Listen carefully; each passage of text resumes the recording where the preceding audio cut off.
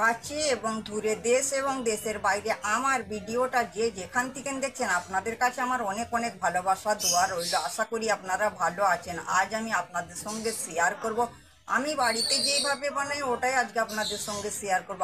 আজ আমি আপনাদের সঙ্গে শেয়ার করব সামান্য উপকরণ দিয়ে, কম খরচার মধ্যে, কম মশলার মধ্যে আজ আমি আপনাদের সঙ্গে শেয়ার করব পেঁয়াজ চিংড়ি। আপনারা আমার সাথে থাকুন, দেখতে থাকুন আমি কিভাবে কম মশলা দিয়ে পেঁয়াজ চিংড়ির রেসিপিটা বানাচ্ছি। এখানে আমার চিংড়ি মাছ রয়েছে, চিংড়ি মাছটাকে আমি ভালো করে কুটা বাছা করে নেব। আমি গ্যাসটা অন করে একটা কড়াই বসিয়ে দিয়েছি। কড়াইয়ের মধ্যে বন্ধুরা আমি সরষের তেল দিয়ে দিয়েছি। তেলটা আমার গরম হয়ে গিয়েছে, এর মধ্যে আমি পেঁয়াজ আর এই কাঁচা লঙ্কাটা দিয়ে দেবো।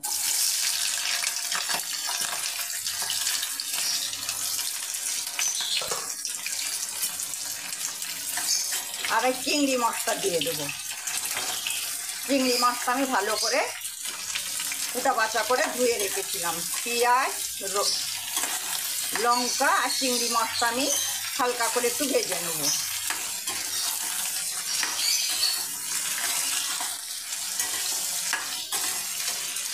চিংড়ি মাছটা হালকা করে ভাজা হয়ে গিয়েছে বন্ধুরা। এর মধ্যে রসুন কুচি আর একটা টমেটোর কুচি দিয়ে দিলাম।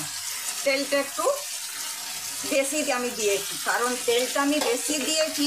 এই তেলটা আমি তুলে অন্য সবজিতে দেবো বলে তেলটা বেশি দিয়েছি। আপনাদের পরিমাণ মতন আপনারা তেলটা দিবেন।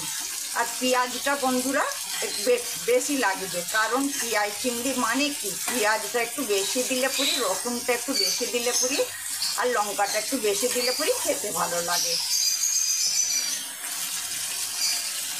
নুন দিয়ে দিলাম, নুনটা আপনাদের পরিমাণ মতন দিবেন।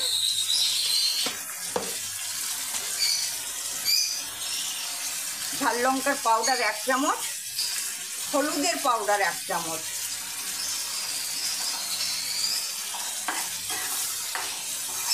এর মধ্যে আমি মশলা দিলাম কি,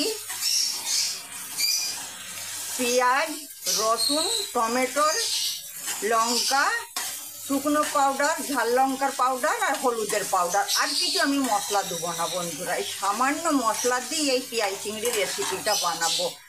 এই পেঁয়াজ চিংড়ির রেসিপিটা যে এত ভালো হয়, যে চিংড়ি মাছ খায়নি এইভাবে করে পেঁয়াজ চিংড়ি বানাবেন, সেও চিংড়ি মাছ খেতে পছন্দ করবেন। একবার খেলে বন্ধুরা এই পেঁয়াজ চিংড়ির রেসিপিটা বারবার খাবার ইচ্ছা হবে, এত পেঁয়াজ চিংড়ির স্বাদটা ভালো হয়।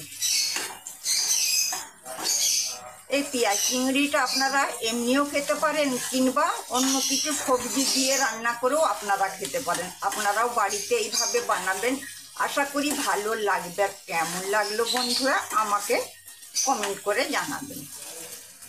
এবার পানি দিয়ে দিলাম।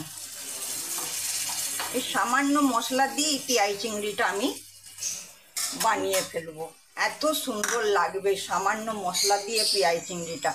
আমি 10 মিনিটের জন্য ঢেকে দিলাম, মাঝে মধ্যে একবার করে খুলে দেখব।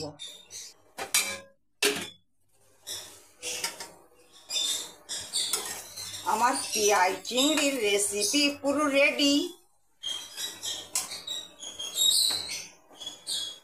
আমার পেঁয়াজ চিংড়ির রেসিপি পুরো রেডি। আমার ভিডিওটা যদি আপনাদেরকে ভালো লেগে থাকে, প্লিজ বন্ধুরা আমাকে লাইক, কমেন্ট, শেয়ার করবেন। আমার চ্যানেলটা আপনারা সাবস্ক্রাইব করে দিবেন, তাতে আমার নতুন নতুন রেসিপিগুলো সহজেই আপনাদের কাছে পৌঁছে যাবে। আপনাদের কাছে আমার অনেক অনেক ভালোবাসা দোয়া রইল। আপনারা ভালো থাকবেন, সুস্থ থাকবেন। আল্লাহ হাফেজ।